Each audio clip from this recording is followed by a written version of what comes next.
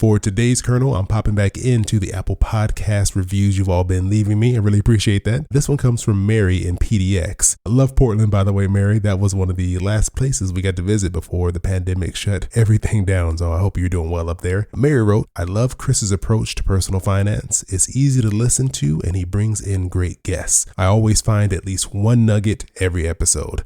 So thanks, Mary, so much for the kind words. And I hope you enjoy today's guest.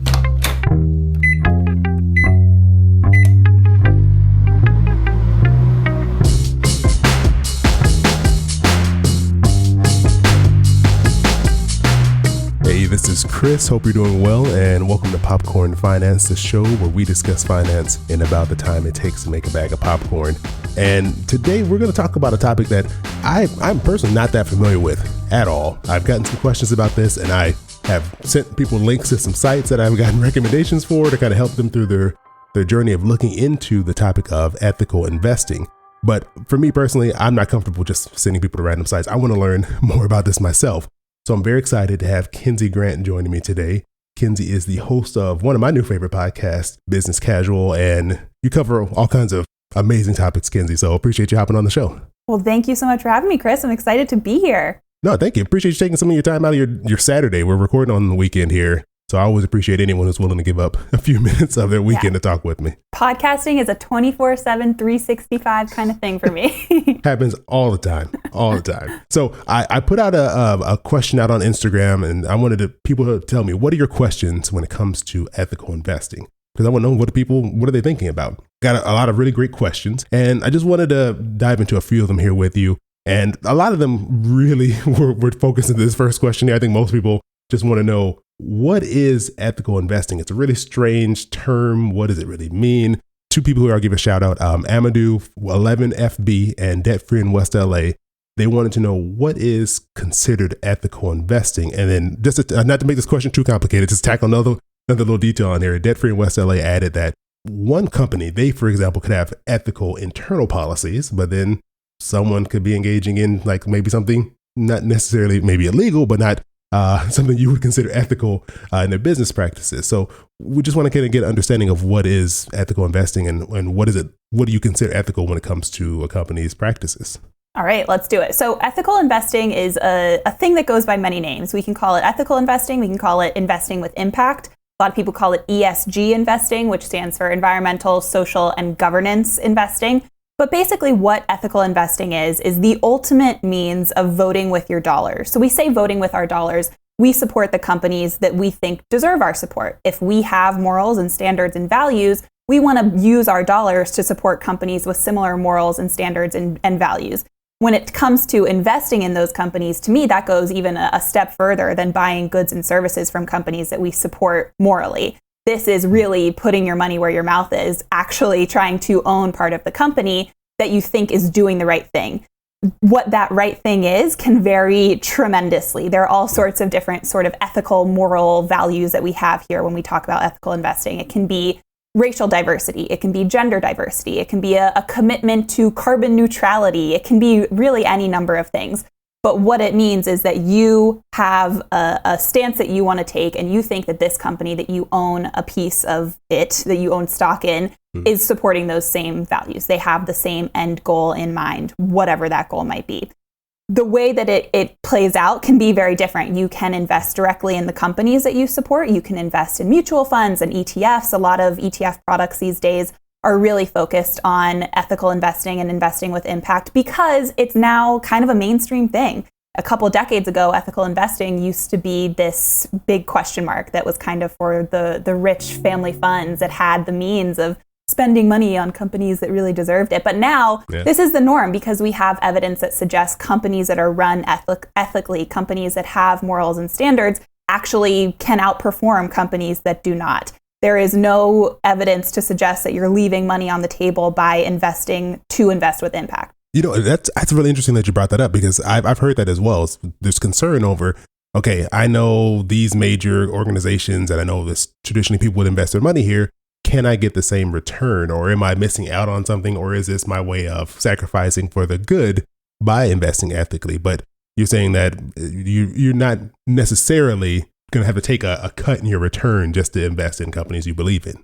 Right. Short answer is no. You do not have to take a cut in anything that you would get back by investing in companies you believe in. There are reports all the time. One of the most widely cited is from McKinsey. They do a report just about every year that compares returns of publicly traded companies that prioritize diversity within their top ranks. And time after time, year after year, we see that companies that do promote diversity within the top ranks of their corporations and the way that they're structured consistently outperform companies that do not. They just do better. They make more money. Their bottom lines are stronger because causation, correlation, we can discuss that. But because they prioritize diversity and they have values, they actually end up doing better than companies that do not.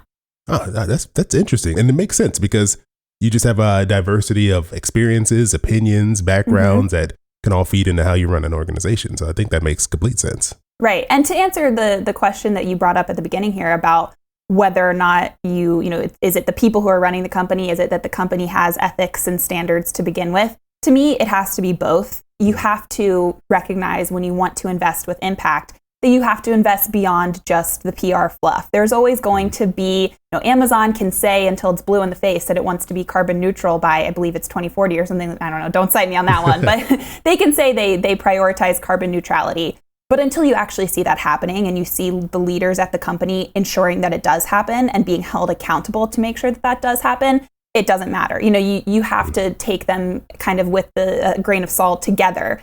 The people who are running the company are the ones who are going to decide if that company stays true to the values that it espouses in the public sphere. Yeah, and I think what makes this difficult is that often, I think this comes with in all areas of our lives, you want to do what's right, but it is going to be a little more work in order to make that decision because, like you said, you can't just go based off of the latest commercial that the company you're thinking of investing in put out about all the great things they're doing. You're going to have to look a little bit deeper, and that does take more time and more work and effort. Yeah, absolutely. You definitely have to do a little more diligence if you want to invest with impact and really do something with that impact investing. Often if you are directly investing in one specific company with the end goal of investing with impact, you have to do your more research. You have to figure out what the standards you want to hold that company to exactly are, because it's a little more difficult and a little more nuanced than just saying, I want, this ROI by this year or, this PD ratio by this year. It's a little bit more nuanced than that. Okay, just opening the microwave really quickly here because Kinsey mentioned two terms that we didn't have time to go into more detail on during the actual episode. She mentioned ROI and PE ratio. Okay, so the first one, ROI, that stands for return on investment. And this is a way of looking at how much money did you make on your investment? How much did you get in return for the money you put in? So if you invested $10 and now you have $20, your money has doubled or grown by 100%. So your return on investment is 100%. For PE ratio, this can get a little more complicated in how it's used, but it stands for price to earnings ratio. And this is a ratio that looks at the current price of a stock compared to its earnings per share. And earnings per share is just how much money did this company make divided by all the shares that they have out there available. They look at those two things compared to each other. And this is one of the many tools that they use to evaluate stocks.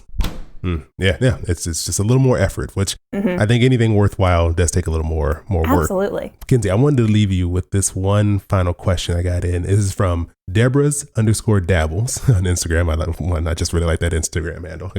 That's a great one. Very good.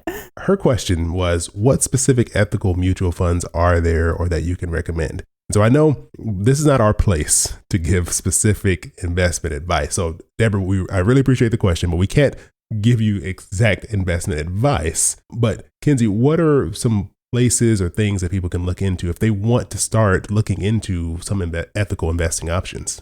Sure. So I would say number one, there are tons of databases and sources of information out there if you're looking to understand more about ESG investing, investing with impact.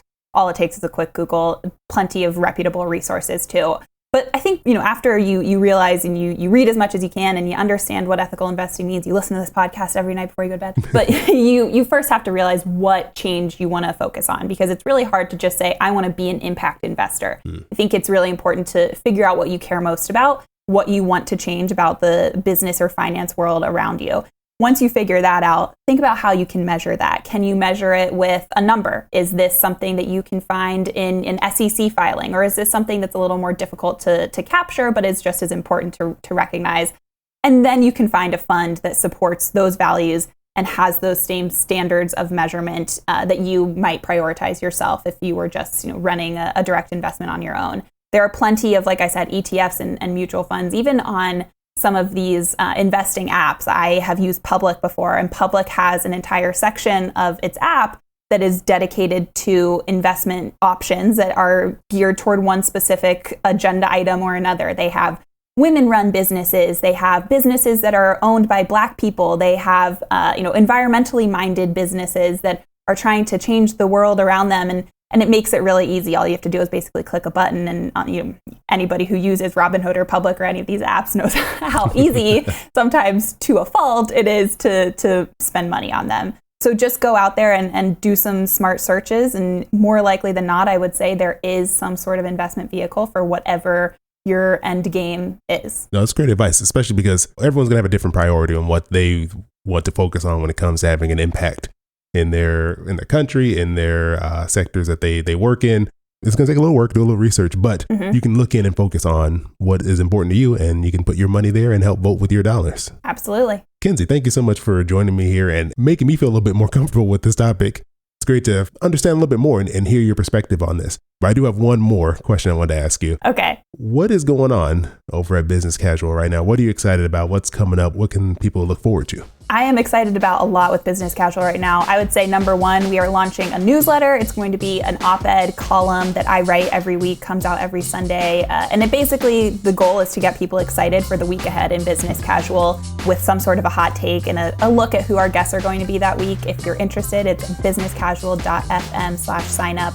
But a couple episodes I'm really excited about. Definitely the episode we have coming up about the birth bust. I find this endlessly intriguing that people are having fewer babies, and that not only just means fewer babies, that means huge economic repercussions for decades to come. It's something that we've watched happen in Japan, and the same kind of thing is starting to play out here in the United States, and I am so excited for people to hear them. It's going to be very intriguing podcasting.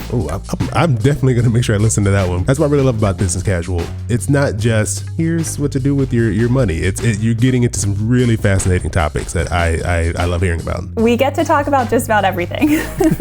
Well, Kinsey, thank you so much. I really appreciate you taking some time to join me here and being on the show. And I'll make sure I put links to how people can go and listen to Business Casual and check out all you have going on in the show notes. Well, thank you so much, Chris. We are big fans, and it was a pleasure to join you. I appreciate it. Oh, and also huge shout out to Marilyn, who's been listening to Popcorn Finance, who connected us, and the reason why Kinsey's on the show. So Marilyn, thank you so much. And Kinsey, appreciate the time. Thanks, Chris.